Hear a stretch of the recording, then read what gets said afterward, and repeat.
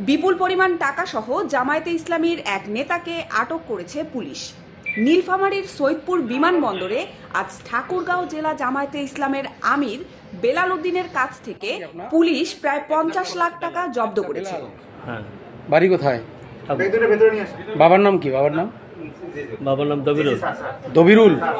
নীলফামারীর police super Sheikh Zahidul ইসলাম জানান, তাদের কাছে তথ্য ছিল বেলাল উদ্দিন বিপুল পরিমাণ টাকা বহন করছিলেন।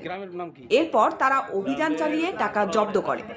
বেলাল উদ্দিনকে পুলিশ হেফাজতে নেওয়া হয়েছে।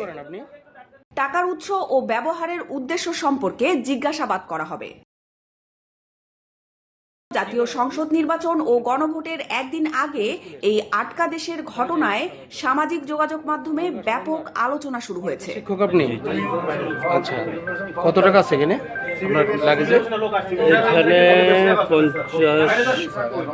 50 প্লাস। 50 প্লাস আছে। 50 প্লাস আছে। 50 লাখ। হ্যাঁ, কিসের টাকা এগুলো? ব্যবসা। কিসের ব্যবসা করেন? গার্মেন্টস। গার্মেন্টসের ব্যবসা করেন?